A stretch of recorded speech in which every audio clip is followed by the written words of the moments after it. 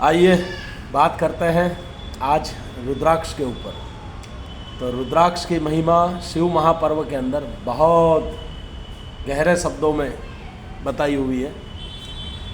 सोना चांदी हीरे मोती सब कुछ जवाहरात जहाँ फीके पड़ जाते हैं, वहीं पर रुद्राक्ष अपना महात्म्य बताता है। रुद्र और अक्ष, रुद्र के भगवान शिव की आँखों में से निकले हुए अक्षों से जो रत्न उत्पन्न हुआ उसे रुद्राक्ष कहते हैं। रुद्राक्ष सभी प्रकार के अलग अलग होते हैं और जितने भी रुद्राक्ष हैं वो अपने आप में पूजनीय हैं। एक एक करके रुद्राक्ष की मैं महिमा गाता जाऊंगा, बताता जाऊंगा, आप सुनते जाइए और भगवान शिव की जय जयकार के साथ बोलते जाइए। ओम त्रयंबकं श्रेयजामहे सुगंधिं पुष्टिवर्धनम् उर्वारुकमिव बन्धनान् मृत्योर्मोक्षयमामृताम्। काल के भी काल हो, आप महाकाल हो, देवों के भी देव हो, आप महादेव हो। ओम उमापति पशुपति पार्वती पते। ओम श्री महादेव नमस्तुभ्यं। जिसने शिव को जाना है उसने गले में रुद्राक्ष को डाला है।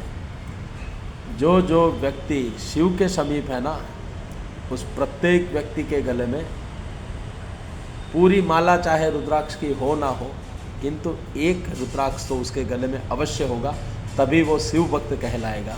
शिव भक्त की अपनी परिभाषा है। शिव को जिसने जाना उसने गले में रुद्राक्ष को डाला। यानी शिव भक्तों की पहली पहचान होती है गले में रुद्राक्ष, भाग्य में भभूति, भाग्य में भभूति, भभूति यानी भस्म, भस्म का जो तिलक करते हैं उसे भभूति बोलते हैं। और मुख में पंचाक्षर मंत्र ओम नमः शिवाय। तो आज बात करते हैं रुद्राक्ष के महिमा पे, और रुद्राक्ष क्या है, कौन कौन सी अवस्था में रुद्राक्ष धारण करना चाहिए, किसे धारण करना चाहिए और कैसे धारण करना चाहिए, पूरा विधिवत मैं आपको महात्म्य समझाता जाऊंगा। अभी मेरे पास जो हाल में आपको बताने जा रहा हूँ वो रुद्राक्ष है एक मुखी। आप देख सकते हो एक मुखी रुद्राक्ष है ये, बिल्कुल चंद्र, अर्धचंद्र आकार का ये रुद्राक्ष आता है। इसे बोलते हैं एक मुखी। और एक मुखी रुद्राक्ष आप ढूंढने जाओगे तो भी शायद ही आपको मिले, और वो भी ओरिजिनल प्योर। जिसके पास ये एक मुखी रुद्राक्ष है ना, वो समझिए अपने आप में शिव के समीप है। क्योंकि एक मुखी रुद्राक्ष जो है, उस रुद्राक्ष की महिमा भगवान देवों के देव महादेव ने खुद शिव महापर्व के अंदर बहुत उच्च शब्दों में वर्णित की है वेद मुनि व्यास के द्वारा। जिस किसी व्यक्ति के गले में एक मुखी रुद्राक्ष है वो सदैव शिव के समीप है। एक मुखी रुद्राक्ष हर कोई धारण नहीं कर सकता। इसकी वजह है संसार में रहने वाले व्यक्ति कुछ नियमों का पालन नहीं कर पाते, तो उन लोगों के लिए एक मुखी रुद्राक्ष वर्जित है। क्योंकि जब जब ये एक मुखी रुद्राक्ष किसी गले में जाता है तो उसे योग, साधना और अपनी इंद्रियों पर काबू रखना होता है। और दूसरा, शिव को समर्पित होकर चारों पहर, दिन के जो 4 पहर होते हैं, प्रभात, मध्यांतर यानी दोपहर, संध्या यानी शाम, और रात्रि यानी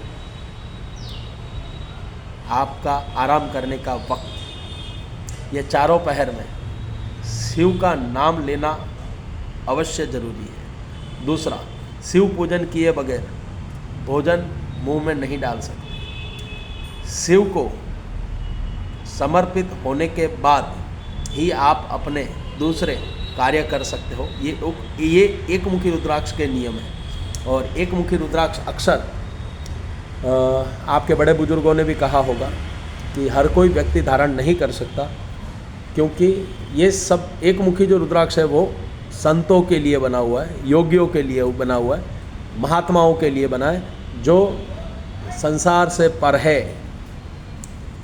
होकर अपने आराध्य, अपने इष्ट को समर्पित हो सकते हैं चारों पहर में, उनके लिए एक मुखी रुद्राक्ष है। आइए बात करते हैं अब पंचमुखी रुद्राक्ष में। तो पंचमुखी रुद्राक्ष की बात करें तो मेरे गले में ये पंचमुखी रुद्राक्ष आप देख रहे हो, ये पंचमुखी रुद्राक्ष है। पंचमुखी रुद्राक्ष कोई भी व्यक्ति धारण कर सकता है, किसी भी अवस्था में धारण कर सकता है। पंचमुखी का मतलब ही है, मतलब ही यही है कि आपकी पांचों इंद्रियां, हे महादेव, हमने आपको समर्पित की है। और पांच इंद्रियों का मतलब है अग्नि, जल, वायु, पृथ्वी और आकाश, यानी मैं पूरा आपको समर्पित हो चुका हूँ, तब जाकर ये पंचमुखी रुद्राक्ष धारण होता है। पंचमुखी रुद्राक्ष का बहुत बड़ा महात्म्य शास्त्र में बताया गया है कि पंचमुखी रुद्राक्ष जो व्यक्ति धारण करता है उसकी आर्थिक समस्याओं का समाधान महादेव सदैव करते रहते हैं। पंचमुखी रुद्राक्ष धारण करने से स्वास्थ्य अच्छा रहता है। पंचमुखी रुद्राक्ष धारण करने से पांचों इंद्रिय काबू में रहती है। और पंचमुखी रुद्राक्ष धारण करने से आपको आने वाली कोई भी घटना होगी तो उसका आभास पहले ही करवा देंगे।